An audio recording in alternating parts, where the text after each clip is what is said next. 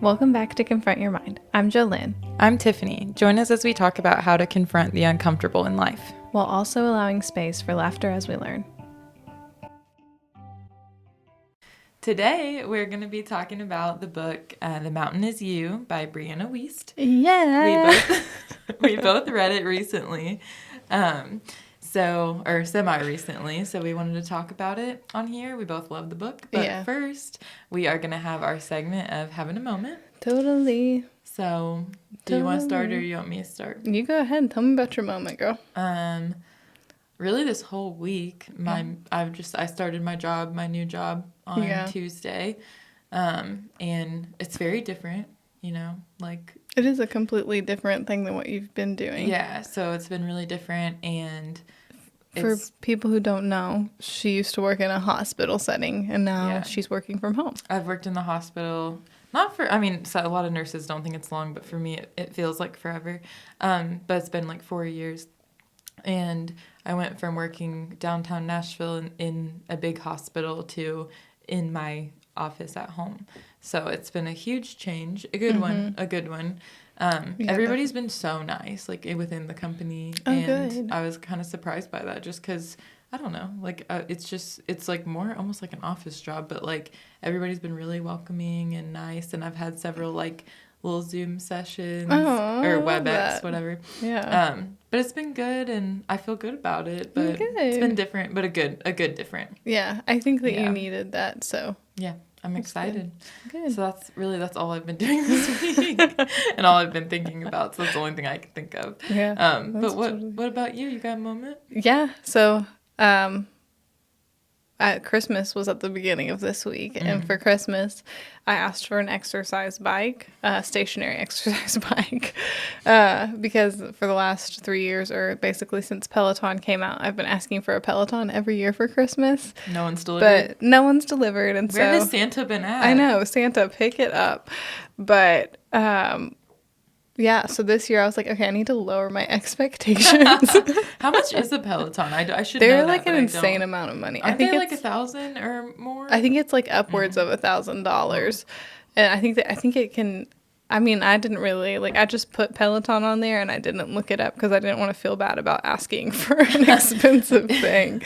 But I do think that this year I was like, okay, let me scale it back and try to ask for, because you can exercise and not be on the Peloton, because with the Peloton you also have to pay for the membership. Yeah. And you get access to their videos and workouts and stuff like that. It's great. It's a great scheme, but your girl can't afford it. And because it's a pretty expensive subscription, if I'm not mistaken. I'm sure it is. I wouldn't be surprised. But they do have excellent workout videos. Anyways, it's not what it's about.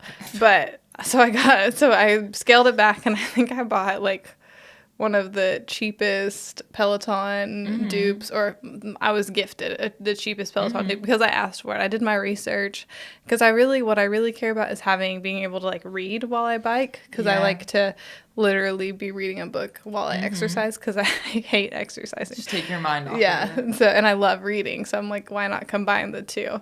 So I read while I bike. But yesterday was the first time I used my bike, because Yana set it up before I had because my work week was pretty busy this week, week after Christmas, and I am the week before New Year's, and so Giannis had set up my bike before my work week, and I was like, I'm not gonna bike, and so so he set it up. I know I said that 3 times now, but so did he set up the bike? He established and set the bike up. Wow, what a babe! I got it. Yeah, so he did it all on his own. But he also so that's all done, right? Okay. And it's in our guest bedroom. And yesterday was, I'll show you it after. I'm gonna go test it out. It's great. It's actually really good. It's got good resistance, but it also has a little the reason I wanted this one specifically is because it has a place to hook your phone or your Kindle, or a book. You can set a book in it, or an iPad, and watch a show, because Giannis likes to watch shows while he works out. But I like to read or do other things. But anyways, yesterday was the first day I've worked out in a long time, and I was really proud of myself. And I was like on the bike and I was like, okay, this is really hard. I can't do it. And I was like, okay, I'm only going to do like 5 minutes. Because I started biking and I was like, this is hard. But I ended up doing 30 minutes because I like really wanted to push myself. But I didn't read. I just listened to music and it was fun. I had a good time. That's nice. Yeah. But then I woke up this morning and my little like iHeart Health thing was like, your exercise has been trending downwards. Like, yeah, literally this girl. There was lots of words that was going through my mind that probably aren't applicable to YouTube or Spotify.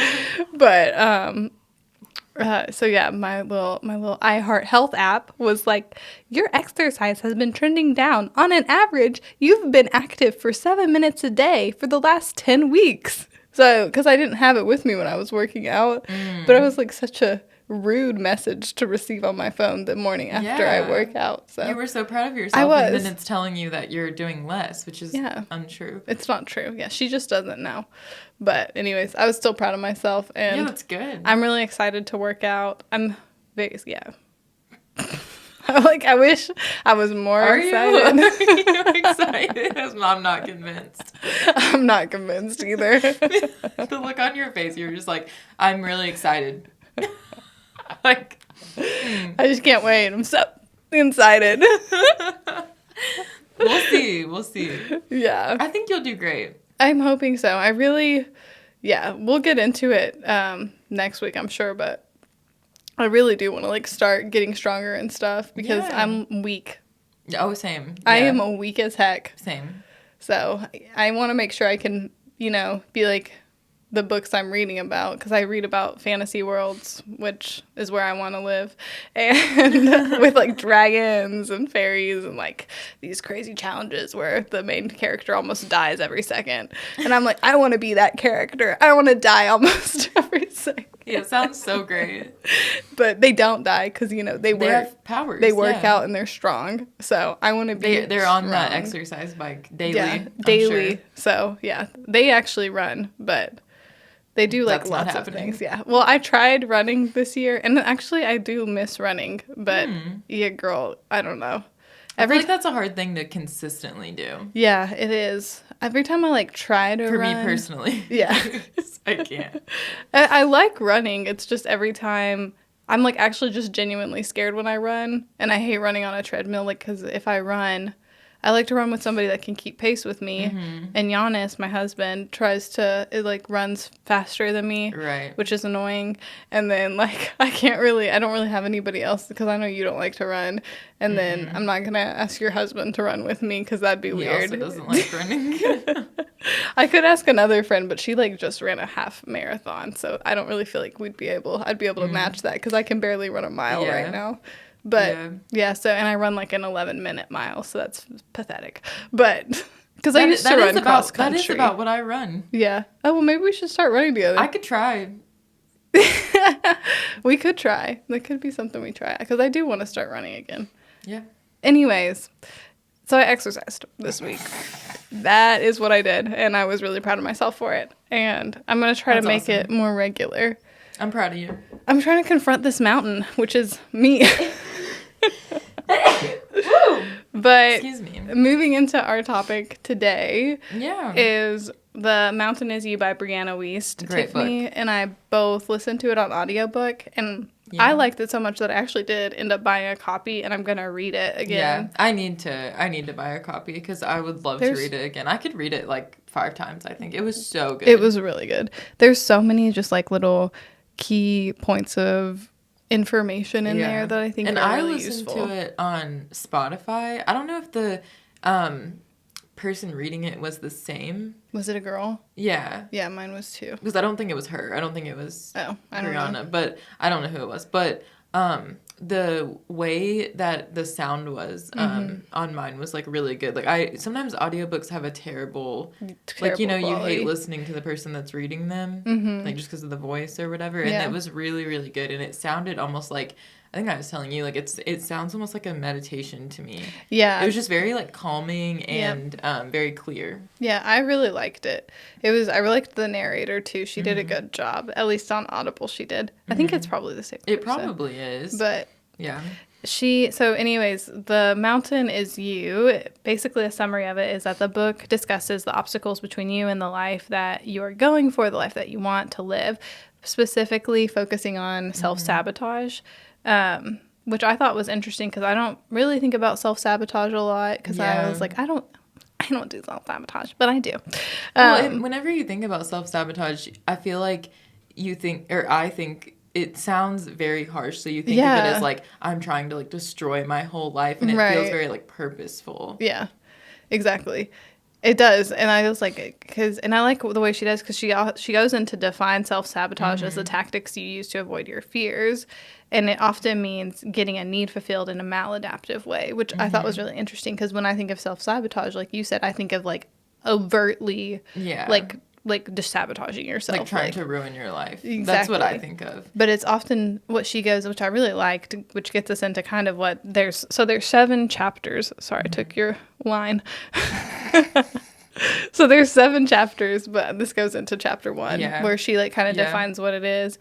But it's that like, well, actually it's more chapter 2 where she starts defining self-sabotage. Yeah, chapter 1 is just describing like that the mountain is you. And she talks about like, she kind of just, I think, isn't it in chapter 1 where she talks about, is it chapter 1 or chapter 2 where she says like, you know, this is what you're thinking, but this is what your brain wants you to think or whatever? I think so. Might be chapter 1. No, it's chapter 2 where she does it. 2? Yeah, because I was trying to figure it because I did like some research last night and I was trying to find, because in chapter 2, so in chapter 1 though, yeah, that's exactly, she just basically introduces It's really the like book. an introduction of like the mountain is you and like kind of like a little bit on self-sabotage. Yeah.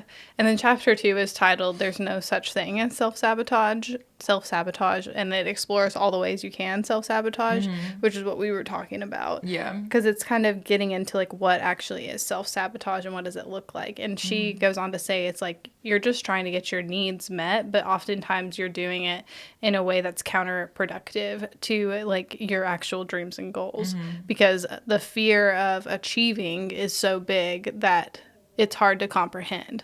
Yeah. So I like that too. Like she's saying there's no such thing as self-sabotage. And I think like part of what she's meaning is that like kind of like we're talking about, like you're not purposely doing it. It's like something, like I liked that definition that you said earlier about that it's like avoiding your fears, because it's like that's not something that you are like, I'm going to self-sabotage. It's just something that happens more naturally. Yeah. Unfortunately. Yeah, because I think some of that fear is just so far ingrained in us. And so I have a quote from the book, and it says, "The way you are self-sabotaging, not promoting your work in a way that would help you move forward, what your subconscious mind might want you to know is that you are not creating the best possible work you can, and you sense it. The reason why you're holding back is a fear of judgment, but that wouldn't exist if you weren't already judging yourself. You have to create things you are proud to share, and when sharing them in a positive way that helps you grow your business or career feels natural and authentic, you will know that you are doing the work that is at the best of your ability or potential." Wow, I really struggled to read that. But, and then she also, another quote was that sometimes we sabotage our relationships because what we really want is to find ourselves, though we are afraid to be alone. And I felt like that one was really good because a lot of the times, like, that fear, I feel like she set it up really well, that self-sabotage is often, like, we want to figure out who we are, right? But we're so afraid of being alone that, like, we are in a relationship, and like our relationships are very like a lot of times relationships are very fulfilling and they feel good, or like our careers are like, if we have stability in a career, like, and that feels really good, but our goal is to be like an entrepreneur who owns their own business. But like a lot of the times, like in order to take our dreams and leaps, we have to take, like, in order to achieve our dreams and goals, we have to be in this like period of discomfort where we don't know what the outcome will be, but we have to believe that the outcome is going to be there.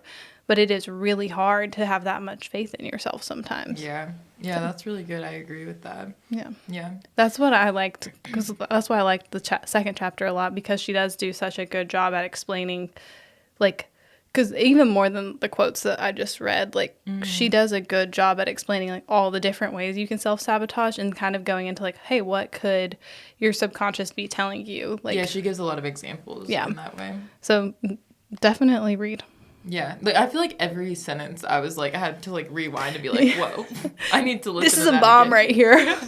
Like, I just want to listen to the whole thing again. I know. I thought about re-listening to it. It's a short audiobook too. So. I need to buy it on my Kindle because then I can like highlight and stuff like that. But that, yeah.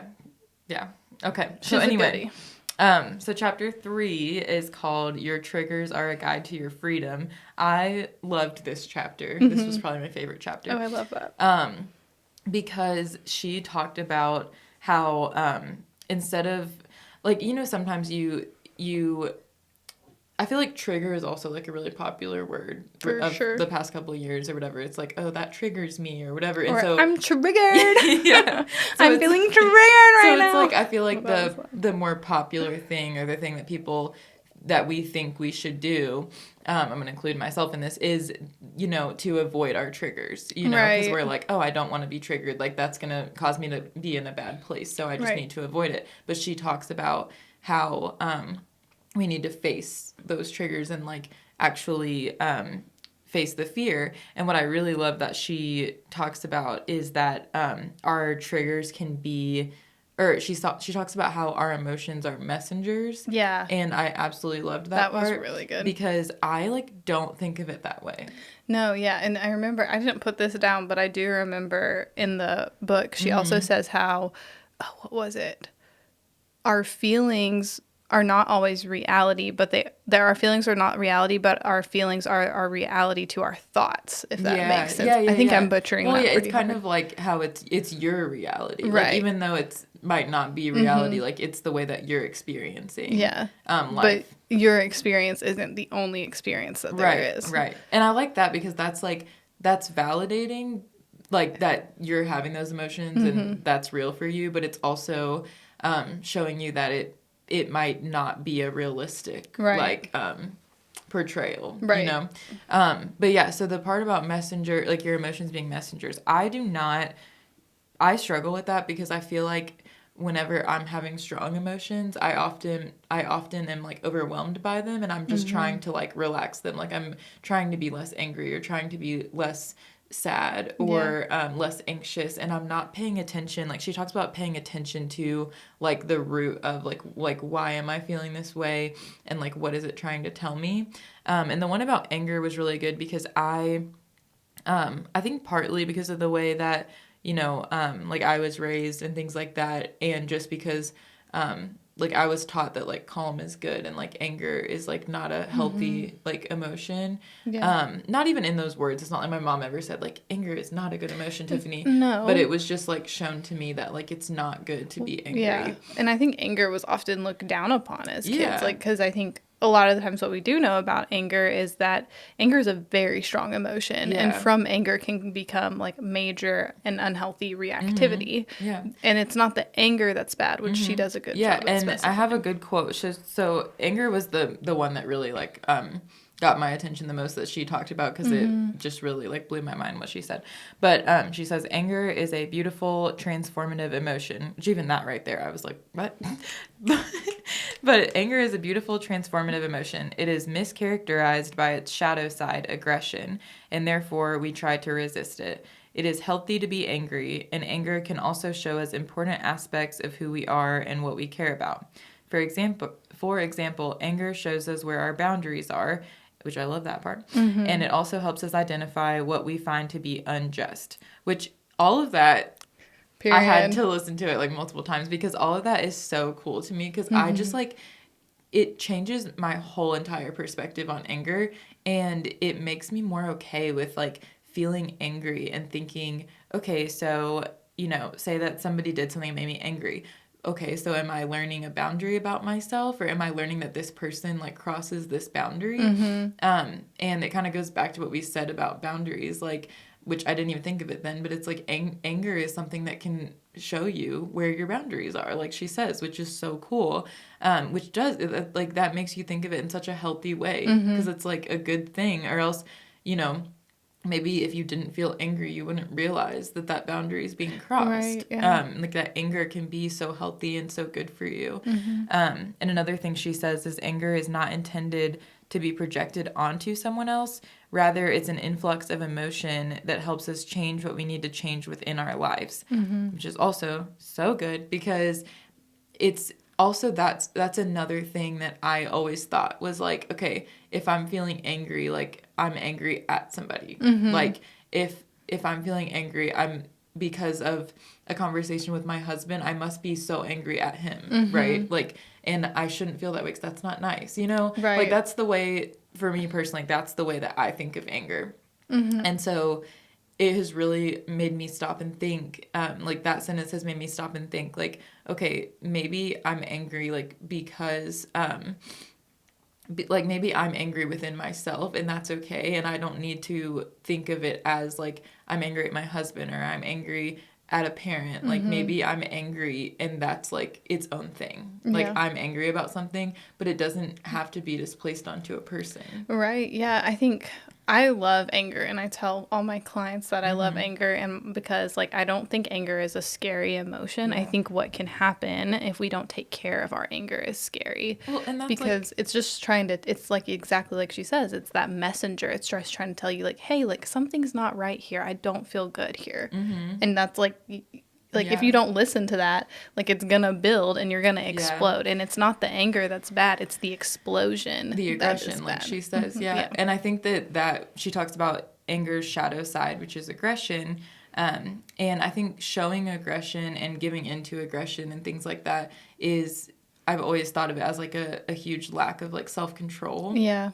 And I think that whenever you're okay with like feeling your anger and you're able to have self-control, and I think too that if we were to pay more attention to our anger and actually think into it and think of it as a healthy emotion, and think about, you know, why you're angry and what you could do about it and what you could change, or what you could do differently next time in that scenario, rather than like ignoring it and just like, I feel like whenever you're angry and you just let yourself like be overcome with the anger, and don't think into it and just like think like, wow, I'm so angry, like what am I going to do with all of this? That's sometimes when aggression comes in. Yeah, definitely. Because you're not actually using it as a healthy emotion. But if you really look into the anger and like are able to calm yourself enough to like think through it and think, why do I feel angry? I feel like that's whenever it can be a healthy thing. Yeah, absolutely. And I know for me personally, like you know this about me, I'm a very aggressive person. And like I love my aggression. I think she's cute, but like I also know she can be really destructive sometimes because she doesn't know how to let go. And but I also think it's not, I think it's also like when she doesn't feel heard is when she lashes out the most. And so if I slow down enough, just from like my personal experience, like even in arguments with Giannis, like a lot of the times it's like exactly like you said, if I slow down and give my anger a voice just to talk to me before reacting, then I can really begin to like settle into like, okay, what's actually happening? Like if I like tell Giannis like, and I know when I'm feeling my anger, it's also kind of going back into like getting into your body and realizing like, whenever I get angry, I like feel it in my chest, and it feels like a little fire is about to erupt out of my throat, and like it's like a dragon. Yeah, it's like a dragon, and like it's not. It's she. I'm just picturing you breathing fire right now. Oh, girl! Whenever I am like beyond angry, like it feels like I can breathe fire. Yeah. But I wish I was joking, but it's true. You can ask Giannis. I'm sure he's felt the heat before, but. Because it's true. I think we all have like those sides of us, and I think that's just a side that I'm more comfortable with myself, which is why like I was like, I know who I am, I know what I can do, like, which is cute, but it's also like not that cute. But well, and I think too, something about whenever you talked about like Giannis, or you know, in regards to him, it reminded me like sometimes with Bradley, like it's interesting too, because with for him, he's more like in touch with his anger than I am. And he feels more comfortable like being angry. Whereas I definitely like, he's kind of taught me in that way, because I definitely was super uncomfortable feeling angry, because I was growing up, like I thought that it was such a bad emotion. It was like wrong for me to feel angry, which there's nothing wrong with feeling angry. That's not where it's wrong. Like the aggression is wrong. Right. And so for me, like I've grown to feel, and I'm working on it, especially since, listening to this book, I've worked on the fact that feeling angry is okay, and that that it's been so nice in conversation, like with my husband, if we are, arguing a topic or something like that. I used to always, whenever we first got married, if he would say like, hey, are you mad or are you angry? Like, I always wanted to say no. I always felt like I was like, no, absolutely I'm not mad at you. No, I'm not mad. And it's like, it's nice, because whenever, sometimes now, like, I'm able to say, like, yeah, I am feeling angry. And then watch that he's, like, okay with that. You know, like, he's not offended at the fact that I'm angry, but he'd be offended if I yelled at him, So it's like... For sure. I like that differentiation right just, there. like, it's, like, that's the example I think of, because it's, like, it's totally okay to be angry at somebody. For sure. And that's something that can be hard, especially if you never have thought that way in your life and you're trying to change that. But it is just like something that you need to be, it's good to become comfortable with, like, telling somebody, like, yeah, I am angry right now. And that's okay. Like, it's okay to be angry with somebody, and it's maybe something that they need to work on if they're not okay with you being angry with them. Yeah, I agree. But it's a good way to communicate with somebody too, and show them that, your boundary was crossed, or that there's something that you don't like, and it's a good way to learn about each other. Like, if I did something to you, and then or said something to you, and you told me that it made you angry, then I know my boundary with you. Yeah, absolutely. Yeah, I love that, because I think, I could just go on about anger, but I think it's just a good emotion. Yeah, and they're also, like, that's the one that, we've harped on, but, like, she talks about other emotions too.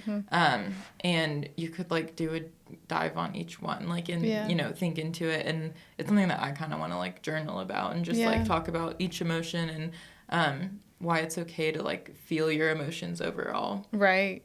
Yeah, I think going off of that too, like, when I was talking about the anger and aggression, because it kind of takes me into chapter 4, and, like, my experiences with anger and aggression is that I know, like we've talked about in the past, like, anger is just a more, like, one of the emotions I'm more comfortable with feeling. It just comes a little bit more naturally to me.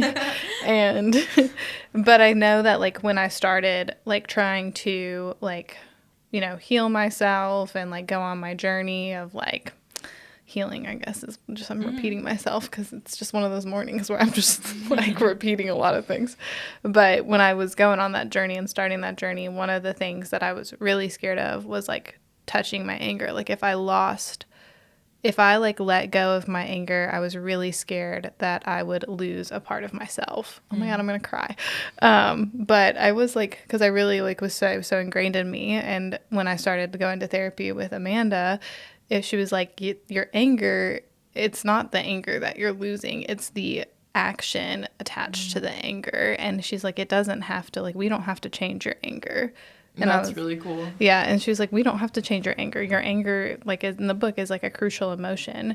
And just like in chapter 4, she talks about building emotional intelligence, but it also means making those small changes. So when I was starting to learn how to, like, because it wasn't my anger I needed to change, it was my reaction to my anger I needed to change, right?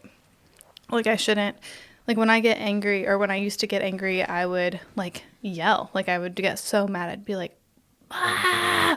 Like, what is going on? Like, you're so stupid. Like, if there was a person there. But which is wrong. Like, that's not, like, that is, like, not okay. And I should never, like, talk to somebody like that. But I do think that that was something I really struggled with. And so when I, like, in my journey and, like, going into chapter 4, like, if we want to make those changes, it's important to start small. So a lot of the times, like, I had to, like, starting small was me, like, constantly, like, checking in with my emotions and how I was feeling, because that was something I was really out of touch with.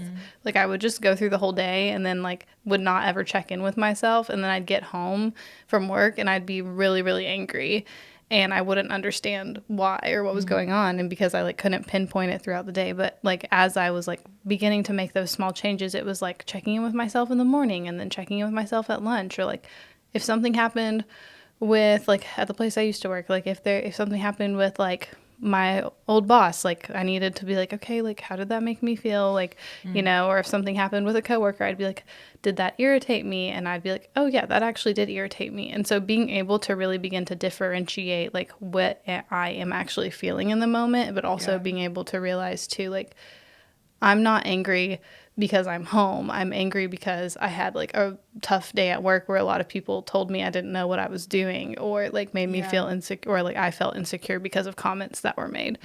And so I think it's part of building that emotional intelligence is also, you know, allowing yourself to realize, like, change doesn't happen overnight. Like, I wasn't just like, I'm an angry little lady and now I'm going to wake up tomorrow and be sunshine and flowers. Like, the message of joy. Like, that's just not who I am.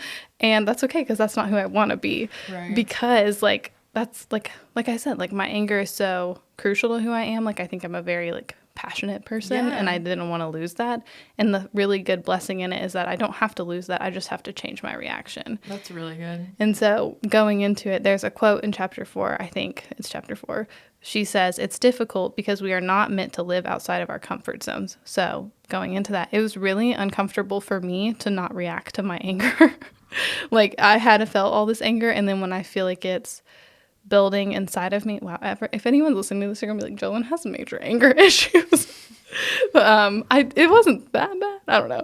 But I mean, I don't know. But I did have a lot of anger, and so I think with it, being in my anger and not immediately reacting to it was super uncomfortable, because I felt like I was doing myself, like, a disservice. Like, I was like, you're not fighting for yourself. You're not, like, you know, you're not, like, standing up for yourself. Because I thought if I didn't, like, react to my anger, that I was, like, letting myself down, or, like, giving up on myself. And that just wasn't true. That's not what I was comfortable with.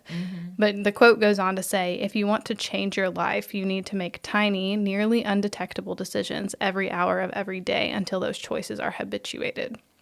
And that's why I was using the example from work earlier, is because checking in with myself was one of those, like, tiny little changes I started making every day. And, like, but it makes such a difference. And it sounds like it did. Oh yeah, it is huge. Like, now, like, I mean, obviously there's, like, moments where I experience, like, intense anger in a moment, and, like, I do react sometimes, and I do react in an unhealthy way, because, like, I am human and I fail. And what do you know? You're not perfect. What the heck? What do you mean? I am perfect. You mean you didn't fix it perfectly and it never happened again? Stop. Don't say it. No. No, yeah. I mean, I do struggle with that. Because I do struggle with perfectionism too. You know, I want to be perfect. And I'm really hard on myself when I, like, do react out of anger. But, you know, I think it's also one of those things that has changed me, is, like, those small things, is just being able to check in with myself, and, like, you know, slowly over time, like, now, like, most of the time, my initial reaction is to, like, take a breath, slow down, and check in before I, like, react to it. Like, literally this week, Giannis and I, like, I came home from work, I had a horrible headache, like, we were arguing about, like, dinner. Classic, yeah, literally so stupid. And I was like, I was about to, like, I could feel the dragon fire in my chest. I was like, and then I looked at him, and he was talking, and I could tell, like, I could tell this was, like, the tipping point where I either go over the edge and, like, let my anger become aggression, or I, like, breathe in and choose to believe the best in my partner and believe the best in myself and let my act out of my best interest. And I just, like, took a deep breath and, like, went inside myself, and I was like, this is not this is not the end of the world. Like, we will figure this out. And like, I just like, that was my reaction. That's I was a just big step. really proud of I was like Yeah. really proud of myself, because in the moment I I looked at Giannis. I was like, I know that we're both trying, and I'm just feeling really angry right now. Mm-hmm. And like, we both were like, just stopped for a minute and just like sat in that, and that was really sweet. I think That's 'cause- awesome. That communication is key. It is really key. But I do think that was like a big one. So it's also like, and I mean, that's something we've been working on, like our whole relationship, and we've been together for 5 years in total. Like, we've been married for 2 years. But I think like that just goes to show like how it's like the little things. Like, it's literally micro shifts every single day, and like every single like fight or like not fight. Well, and like you were saying about how you had a long day at work, you had a headache, like like you were already not feeling well. Right. And I feel like even by you saying that, it's clear that you were able to look at your anger and think, okay, this isn't just like this conversation about dinner. This is more than that. And oftentimes, my mom is a therapist, and whenever it gets on my nerves, but it is so good. But she often uses I'll just explain it if I can. But whenever I am on the phone with her and I'm telling her, for some reason I'm always really honest with her whenever she asks how I am. Like anybody else, I'm like, oh, I'm good. And then her, I'm like, I'm terrible. I'm feeling terrible. Because, moms can be like that safe space, and or some moms can. And so whenever I tell her, like, I'm just really angry today, or I'm really sad today, like I'm just feeling really sad and I have no idea why, she a lot of times talks about, especially with anger, but with a lot of emotions, it's like that wheel or whatever that she showed me where, it's like sad, angry, whatever, those are like the big parts, and then you can go like smaller. Yeah. And she asks, what's the emotion behind the anger? What's the emotion behind the sadness? Like, are you feeling disappointed? Are you feeling like a lack of happiness? Like, it's like, what specifically about the sadness? She tries to like dig deeper. And sometimes whenever I'm actually, compliant with it, cooperative with what she's trying to do, it can be really helpful just to think like, okay, like I have a headache. That's upsetting. Like, that's disappointing because I'd rather not have a headache. Yeah. I had a really long day and my patients were annoying today. And that's, like not good. And so it's like sometimes you can look and see that, it does make sense. And it's not that, now we're talking about dinner and like that was the one thing that, tipped me over. And so you're thinking, wow, I'm just really angry about dinner and that doesn't make sense. And so it feels bad. But if you can like think back and actually like put the pieces together, then you don't feel crazy, because then you're like, okay, there's a reason I feel this way. Absolutely. And then you can calm down. Yeah. And I think going off of that too, I love the fact that you said like you can validate like your own like it's really important to be like, I'm not crazy, like, because I do think you can I'm not so mad about dinner. Because I do think it's really like that part of it too, especially with anger. I think anger is so often invalidated, especially when you're a kid. Like, especially when you're a kid, it's like you're like, oh, be quiet, like you need to share your toys with your brother or something like that. And it's like, but it's okay to be upset that you have to share. Like, I mean, that's a real emotion. Like, not that, and like, we can be angry about it. We don't have to say like, we don't have to be like, okay, well, because you're upset, you get to be like selfish or something like that, right? And like, no, like you do have to share, and it's okay that you're upset that you have to share. And that, you're going to be such a good mom because I think I might have told you this story. It's a really short story, but one of my friends, like I was hanging out with her and her children, and the older child was really upset because like he was having to share with the younger one, and the older one's like 5 and the younger one's like 1 or 2. And, he was, acting out and like, like kind of like throwing a fit, and I had just never seen parenting like this, but like she like held him and just like was like, hold on, let's take a break. And then like she like said to him, like she was like, it's really tough to share with people. And like I was like, that like it just blew my mind because I loved that, because I was like, like as a child, you don't think the same as an adult. Like, as an adult, we look at a child who's, like, screaming about sharing a toy, and we're like, what's the kid's problem? Like, Right, it's like, just a toy. Like, who cares? you're But hurting to, my ears. but to a little kid, they live in a whole different world. Totally. And this is the first time they're learning, you know, to share. And maybe a little brother, like, just learned to play with toys. And so all of a sudden, he's interested in your toys, and he's taking them from you. And so, like, I just love that she was like, yeah, it's upsetting. Like, it's hard to share toys. And, like, it sounded almost silly, but I was like, that's so good. Yeah. I love that. I do love that. Go her. Yeah. I know exactly. I remember that story because I was like, that's beautiful. Yeah, it's just great. But yes, I will move into chapter 5 because we've been talking about chapter 4. Was good. Yeah, I mean, honestly, the whole book is amazing, and we could probably talk about it forever. But chapter 5 is titled "Releasing the Past." I know this one stood out for both of us. But I think my take, like, one of the biggest things that stood out for me is she really talks about how we cannot be in our comfort zone and expect ourselves to change. Like, you cannot grow in a place that you are comfortable, because growth doesn't happen in the comfort of where you're already standing. Growth happens when you step outside of your comfort zone and extend yourself, like, to fill up a bigger space. Like, I know this is, like, I don't know if it's an analogy that hits, but I use it a lot in my sessions. I'll let you know. Yeah, tell me if it hits. So lay it on we're me. doing a little test right here. So a lot of times I tell, like, my clients, like, okay, so if you are a plant, right, you imagine a plant, and so, like, when plants grow, or like when you're growing as a child, like, there's growing pains, right? But it's because, like, you can't continue to grow to become what you need to be existing in the body or, like, the plant that you're, like, already as. So in order to grow, to take up more space, you have to expand out of the comfort of what you already exist as to grow. It hits. Yes. It hit for me. Yeah, I like that. Okay, That's yeah. Because you can't just, like, grow in the same body that you're already in, right? So yeah. Okay, that's really refreshing. It also makes me think about, like, with a plant, how you have to repot it. Yeah, exactly. Because the roots are, like, you know, like, you're bigger than the what you can handle container that you're in. Yeah, exactly. And so you have to, like, move, and then you're in this new space that's uncomfortable. Yes. Like, that makes me think of that too. Yeah, exactly. That's what I love. I was also saying, like, plants, like, when they grow, they have to, like, kind of break. It's kind of like breaking the shell that you exist in. Same with humans. It's kind of like breaking the skin that you exist in to, it's like, a messy process. Yeah, it's a messy process. Like, you're expanding and breaking and growing, and it's like, but you cannot become what you need to be existing in what you were. Yeah, I love that. Yeah. I love this chapter. Yeah, it was really good.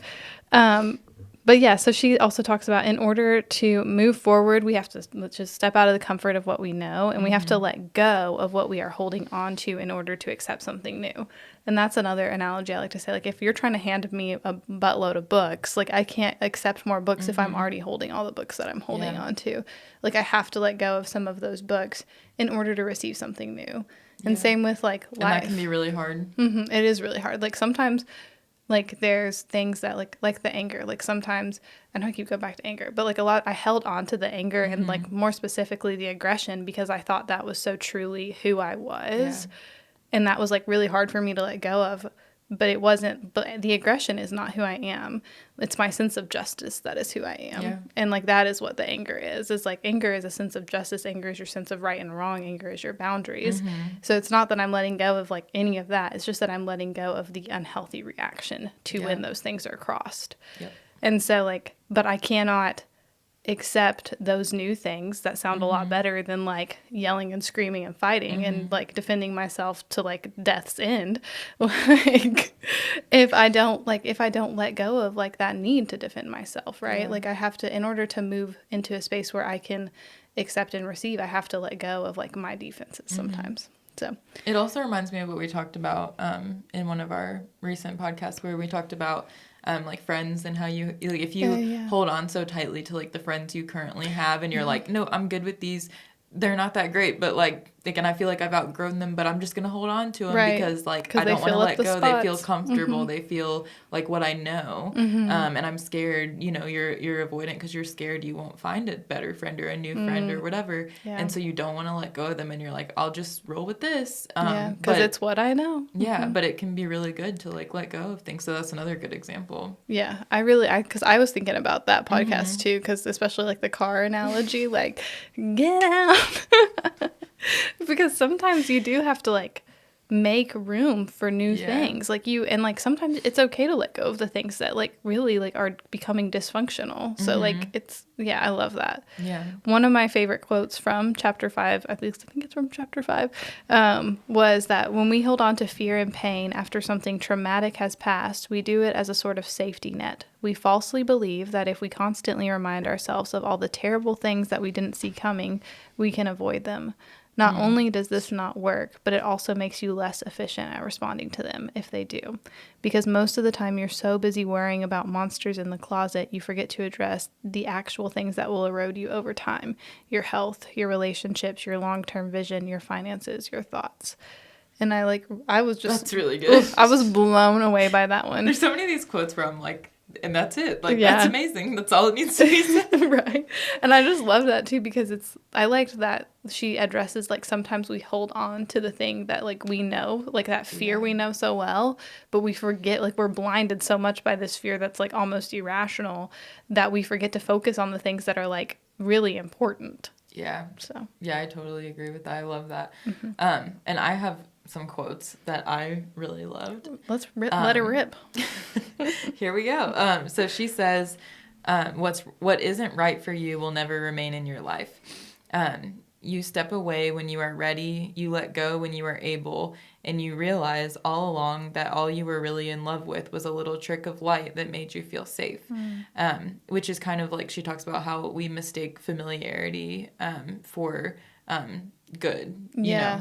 Yeah. Like we were just saying, if we think something is familiar, we're like, oh, this is comfortable. This must be what I need to, keep. And that it's like a trick of light sometimes that you feel comfortable or like it's familiar, or it's comfortable and it's what you know, but it might not be right for you. And I also just love, I do believe and I love the idea of that, like, we also talked about that with friendship too, but how she says that like what isn't meant for you won't stay. Oh yeah, that was probably one of my favorite quotes from the book. Yeah, and it says here, the truth is that what is right for you will come to you and stay with you and won't stray from you for long. The truth is that when something is right for you, it brings you clarity, and when something is wrong for you, it brings you confusion. Yeah, and that was a really great quote, because I feel like that just makes it really clear that it's like sometimes you can feel, when something's right for you or when something's wrong for you, because sometimes you don't know why something's wrong for you, but it brings you confusion. And you're always trying to figure it out and you're confused. This can go for like a relationship or a job or a lot of things. Like if you're just sitting there always feeling like you're fighting with thoughts about it and trying to figure out like what's wrong or like what could I do better, it should feel clear. Yeah. It should feel clear that it's a good thing. It makes me think of when Giannis and I started dating. It was actually like the first relationship I had ever been in where I like not confused at all. Like it was the craziest thing. Like, and I remember, I think it's really good with relationships. Yeah. Like, and I remember feeling like there were like other relationships I had where like I felt like confused and I was like, do I really like them? Or like, am I just like, or there's a lot of things I like about them, but I'm not sure I really love this person. But when Giannis and I started dating, who is now my husband, he like, it was just like, I remember like dating him and I just like, I never... Like, I don't think I ever, like, genuinely, like, I mean, I would mess around and stuff like that, but I, like, never, like, genuinely questioned, like, if he, like, liked me or enjoyed spending time with me. Yeah. Like, I always knew that he really enjoyed my company, and I always knew that he genuinely liked me because of his actions. And, like, I think for me, that part, like, that clarity and confusion, that is one of the parts of my life where I saw it the most clearly. Like, and, like, that is kind of how I knew, like, Giannis and I, like, Giannis was, like, meant to be in my life, like, because I never, ever questioned, like, the way he, like, felt about me, and I never questioned, like, his intentions or anything like that, and, like, doesn't mean that we don't get into bumps, but at the end of the day, I think in my, like, heart of hearts, like, and deep down, I really do know, like, that he loves me, like, with all he has, and, like, he's not gonna give up on me, and so I think that's really special, and I have like genuinely like I don't think I've ever felt confused about him. So that's great. Yeah, that's a really good example, because I feel like especially with people, they can almost go into one of two categories. Like if you think of a friendship or a relationship, even a past relationship, like you were saying, you can remember like, oh, with this person, I was a little confused. Like, Yeah. what was that? What was going on? Like, And there was a guy before Giannis that I was dating that, like, I was kind of, like, on and off with, and, like, I really liked him. But there was always, like, this weird thing that would, like, hold me back. I was, like, because we had, like, we're compatible in a lot of ways, but there was always just, like, this one thing that held me back. And then, like, I think we were, like, not, like, dating at the time I met Giannis, and I, like, met Giannis, and I was like, nope, this is what it's supposed to feel it like. probably just felt right, and Yeah. it feels clear. And I just, like, I love that she says that things that are meant for you will bring you clarity. Yeah, exactly. Like, it's not going to make you wonder and sit and feel confused, and that should be a red flag that, like, it probably isn't for you if you have to, like, sit and figure it out or change things about yourself. I do want to say too, sorry, I do want to say too, like, not that I, like, never felt confusion, because I think within myself I always felt like, and within myself I felt confused, but with, like, the way Giannis, like, was with me, I never felt confused about, or I didn't often feel confused about it, or there was very rarely a time where I felt confused with him. But I think within myself, I was like, is this what I'm supposed to do? You know, stuff like that. Yeah, Those like are the kind natural of questions and stuff like that. Especially when we were, like, getting married, because I was like, you know, you got married younger than me, but, like, I got married at, like, 23, I think. And yeah, there's nerves with like, that. Yeah. And I was, like, a little baby, and I was like, is this right? And I was like, and I'm happy with, like, what I did. And so, like, but I do think there was, like, those questions where I'm like, am I too young and stuff like that? But it was never ever about, like, whether or not I didn't love Giannis or Giannis didn't love me. Like, it was more situational. Yeah. Because marriage is a huge thing. Yeah. Like, a big commitment. And I feel like no matter how clear or correct you feel in your decision, like, there's always going to be a little bit of, like, this is a huge step. Yeah, it's like your forever life. And you're, like, signing a You're like literally signing a contract. Like, I promise to be bound to this person by legal laws. Like, there will be repercussions if I decide not to. It's just a huge thing.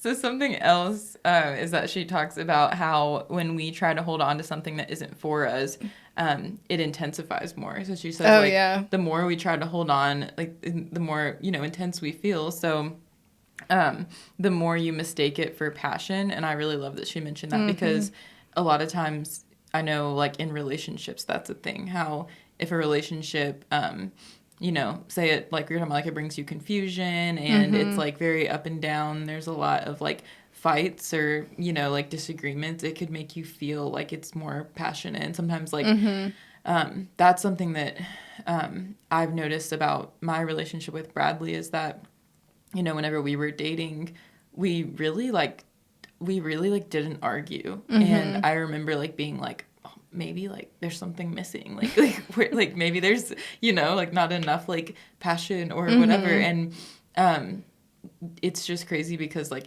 it's not, there's nothing wrong if that's not there, but we tend to think that way because, like, in, like, movies and books and things, there's always, like, such passionate relationships where, like, there's high highs and low lows, and so it's not, like, a talked about thing to, like, have a relationship where it's just, like, calm and stable. And so, like, sometimes I just was like, what's, like, maybe something's missing, but it's not. And I just think that's a good, like, point to make, that it's like we mistake it for passion, like having an intense relationship. We sometimes mistake it for, like, oh, like, they must be really passionate about me since they yell at me all the time. Or something like that. They just care about my safety. That's why they're controlling the way that I drive and look and read and what I can read. And I mean that is something too, like, whenever you're in a controlling relationship, like, you really think, like, wow, this person, like, really cares about every little thing I do. Right. And of course, like, if you don't know, like, the difference too, like, of course you're going to believe that. Like, there's no shame in that. And people will also lie to you and tell you that, like, that's what they're doing. Like, whenever you question their controlling behavior, they will tell you that, like, oh, it's because I care. It's because I love you so much. Like, things like that. And they will speak lies to you. Yeah. And some people and other people around you, like, they'll hear it and they can glorify. They can be like, oh, well, they're just doing that because they must really love you. Like, they must really be invested in you. So, but yeah, so it says, how could you ever feel so strongly about something that isn't right for you? Like, she's just saying, like, that's what we think, and so it doesn't mean at all that it's right for you just because it's intense. And that's just what she talks about when she talks about holding on to something intensifies it. But yeah, so that's That's chapter 5. That's our stuff on chapter 5. But chapter 6 is about building a new future. So she kind of she talks about letting go of the past in chapter 5, and then she makes the little transition of talking about the future. And so she talks about planning for the future and principles. And she says that one of the quotes is, "Your life is ultimately measured by your outcomes, not your intentions. Right. It is not about what you wanted to do or would have done but didn't have the time. It's not about why you thought you couldn't. It's just whether or not you eventually did." And Right. that's hard to hear, but it is so true that you could spend your whole life wanting to pursue a certain business, or wanting to have certain friendships, or wanting to have certain relationships. And if you don't make a move, if you don't do it, it's not going to matter when it really comes down to it. And that's something that's difficult for me because I'm a procrastinator. You know this, but I'm a procrastinator. And so there are times where this is me. I'm sitting there this is what I'm going to do. It's just going to be later, you know? And then it just it keeps getting put off and getting put off. And then, I'm oh, maybe I'll do this instead. And then it's more comfortable for me to stay in my little bubble and not do something uncomfortable she talked about in the previous chapters. But it's all that really, it doesn't matter how many things that I've wanted to do. Right. Because that doesn't, no results. Yeah. Because I also think, too, this is something I talk about with my couples, too, is intention is, great. I love intention. But also intention really, doesn't matter because, which I know that sounds horrible, but it's very true. Sorry. Good. No, you go. I was just going to say, it reminds me of, when people say, if he wanted to, he would. Oh, yeah. I just couldn't stop thinking about it. I thought I was going to forget it. But it's true. Yeah. I was please tell me you say that to your couples. No. If he wanted to, he would. I don't. I do say that, it doesn't matter what especially in fights, a lot of times, in fights I hear, oh, well, I didn't mean to hurt you. Right. And it's well, that doesn't matter. You did hurt me. Right. Yeah, when has that ever made somebody feel better? Oh, you didn't mean to? Oh, good. I'm good. Right. Yeah. Well, I think there was a time in my life where I would have accepted. I'd been oh, okay, well, I appreciate that. Okay, Jill. As long as you didn't mean to. Right. Well, you did, but... But it's okay. You didn't mean to, so it's okay. But no, I think that's something I say a lot to my peeps and anybody I really talk to. It doesn't matter what intention is. What matters is how they how that action affected your feelings, right? It's that yeah, you didn't mean to hurt me, or yeah, you called me a dumb idiot, but you didn't mean for it to hurt me, right?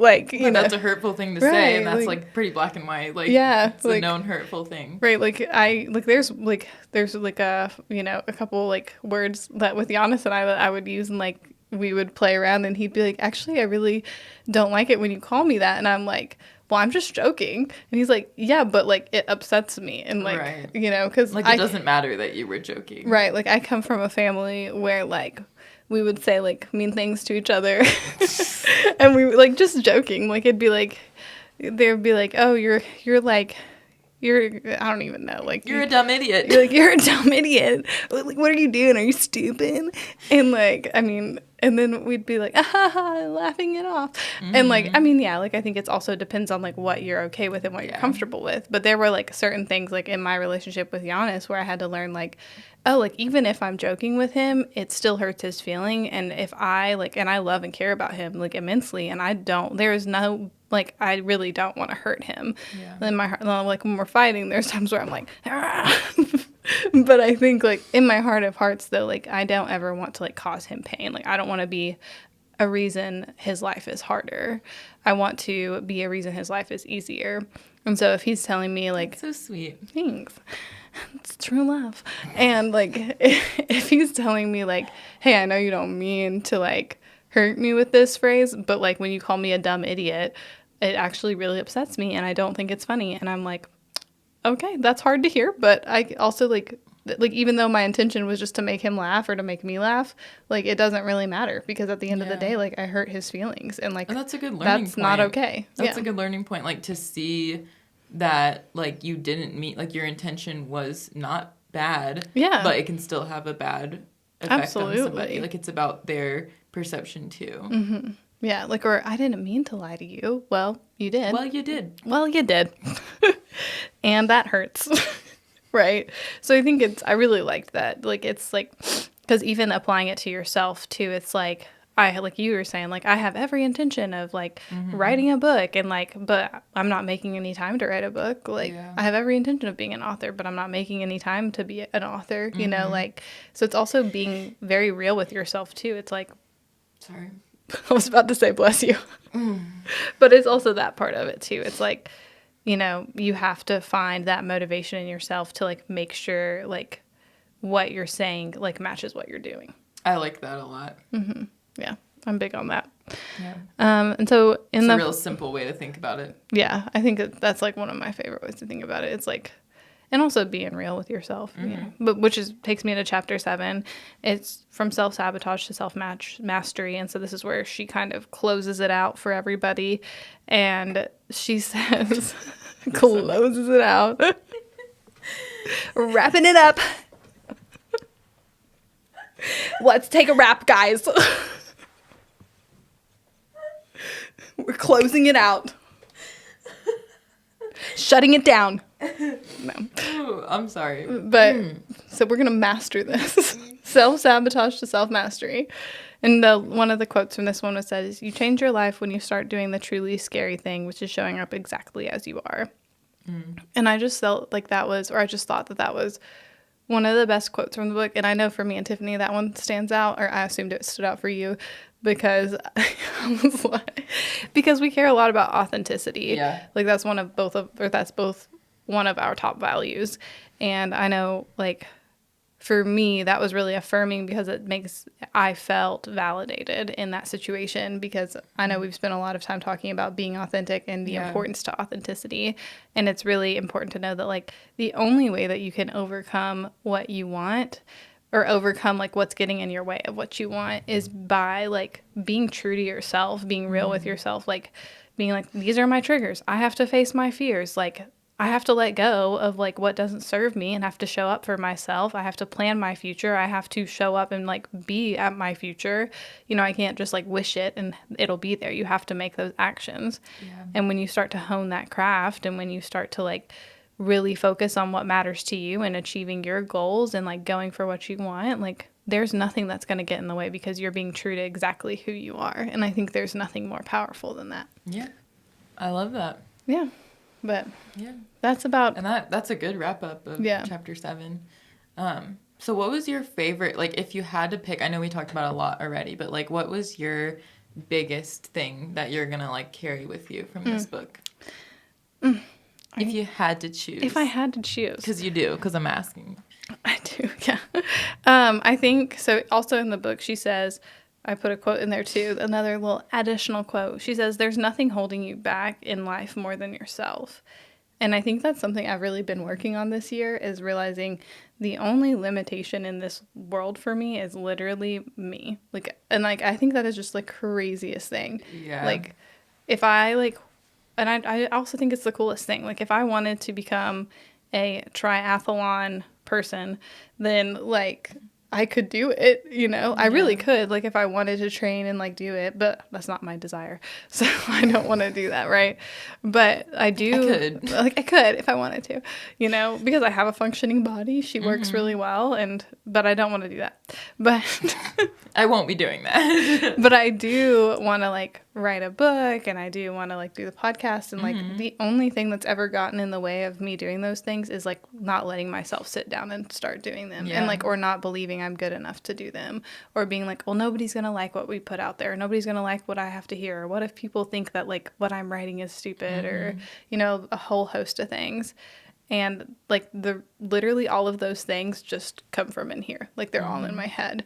And I know that kind of sounds like invalidating at first, but I honestly hope that it does. Like I don't want to validate those thoughts. What I want to validate is like me knowing that I am capable of achieving everything that I want, but also that I deserve everything that I want. Yeah. And I think it's cool because the only thing, because it goes into like, I'm also big on control. Like I have a lot of, like, I really am big on control. So I also think it's really cool because the only thing we can control are our own actions, and when we pursue what is meaningful, we are controlling our actions to adjust them to the life that we want, to overcome what's in our own way, to achieve like my dream life, like whatever I want, and that I'm so deserving on what's on the other side. Yeah, I love that. That's like I really liked this book. Yeah, it was so good. What about you? What stood out? I think like back to the very beginning, like what we were saying or what you said at the very beginning about like how like about avoiding your fears and how that's like part of like the mountain is like just like avoiding your fears because for me like anytime I hear the word avoid, it just like really makes me think like how much I used to do that. And I mean, to a point, I still, you know, like it's something that I'm still overcoming and working on daily. But like I just used to be so avoidant. And so like I'm proud of myself for like becoming less and less avoidant. Yeah. And I feel like you've like seen part of that. I was about to totally validate that. You've been on that journey with me because like you've been like very helpful in like validating me in that. Gonna get emotional here, but really, and so I feel like that's what that makes me think of too is like how I need to just like keep on like not being avoidant and like it's crazy how destructive it can be and how self-sabotaging it is like to avoid emotions or avoid hard things or avoid fears. And so that's something that I really want to work on is just like facing my fears and like letting things be uncomfortable and like getting into that discomfort. Yeah, absolutely. So that's what really stands out to me is just to like not avoid those fears and not avoid those feelings that come up and just like face things head on. Yeah, absolutely. Because you can do it. Yeah, I can. And you are doing it. I am. I'm doing it. Becoming a confrontational girl. Confrontational girlies. I love that. But yeah, that's pretty much, that's my big thing. And that's it. That's a wrap. I think that's a wrap. We're going to close it out. Yeah, close it out. Close it out. All right. Well, thank you for listening. Yeah, thank you so much. And go ahead. Next week, we'll be talking about New Year's resolutions and goals.